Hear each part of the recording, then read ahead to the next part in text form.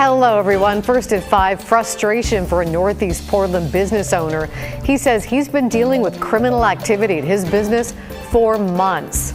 Thank you for joining us. I'm Laurel Porter. And I'm David Molko. The situation has become so dire, the owner says he is now considering moving the business out of Portland. Mike Benner has his story.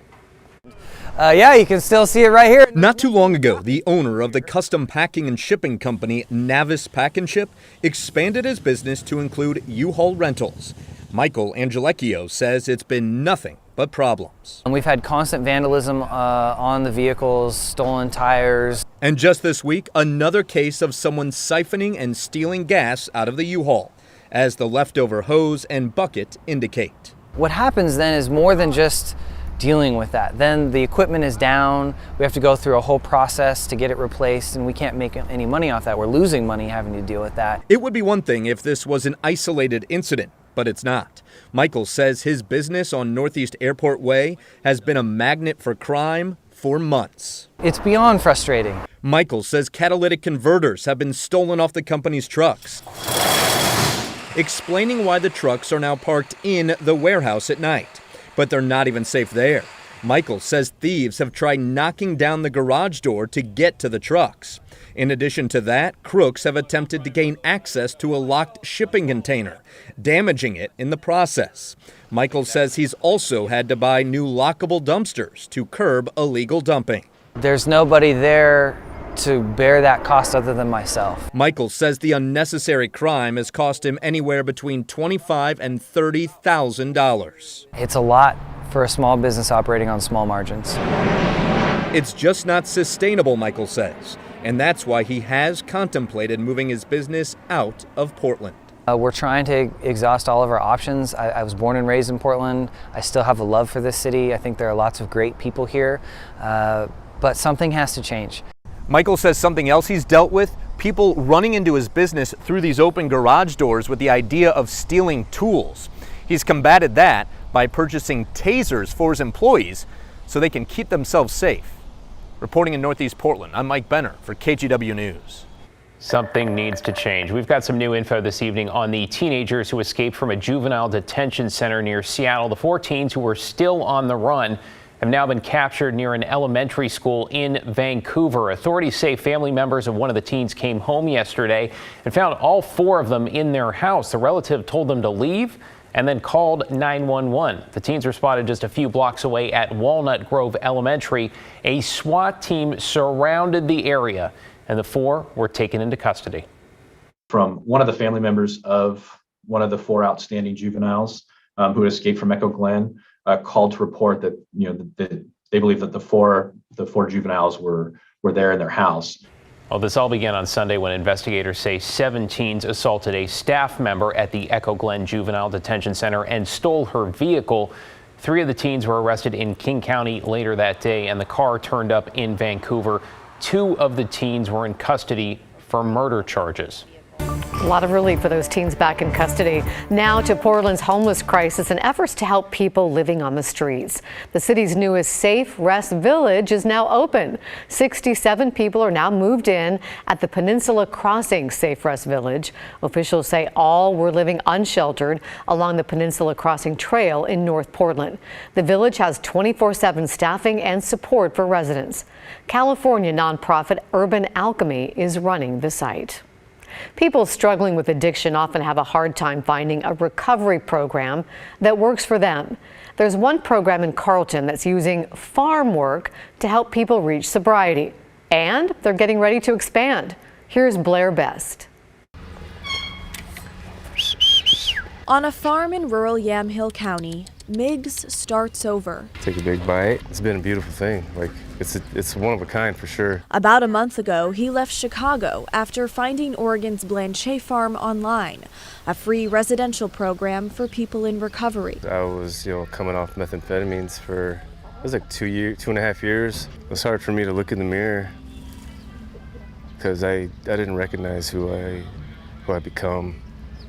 Now it's a little easier on the eyes, Other, more traditional rehab programs never worked for him. It's a good kind of therapy without having a counselor or something. A different kind of healing. on his terms. You have a lot of time to reflect because these animals, they're not in no hurry. You just take your time and try to read them out, and you learn their character, and you know, in a sense, you learn your own character again. That's huge for a guy, you know. It builds some self-esteem. It lets him feel good about something for a change. Ross Sears has run the farm for 15 years. I came up through the program too. I still got to earn it, but I can relate to him, so that's probably kind of very unique in a lot of ways. Construction is underway for a new dorm facility here at the farm, and with that will come more case management services to help those in recovery. The dorms will be 2 stories high. Soon, about 20 men will stay and work at the farm for 6 to 9 months, or however long it takes. We got one. Hopefully, when I go back home, people will see the change and the difference, not only physically, but in my actions and mentally. In Carlton, Blair Best, KGW News. Let's take it to campus now, where an early morning fire forced seniors to scramble out of their home. Incredible pictures here. Firefighters say the blaze sparked at Ireland Greens. That's a small facility in a wooded setting around 4 this morning. They had trouble getting enough water out there to put it out. No word on a cause. The Red Cross is now helping the seniors find somewhere else to stay. No one was injured.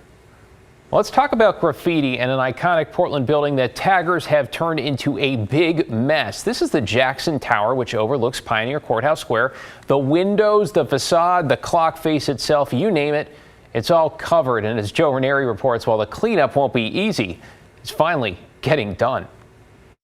The Jackson Tower building, with its iconic clock tower and glazed tiling, is one of the most historic buildings in downtown.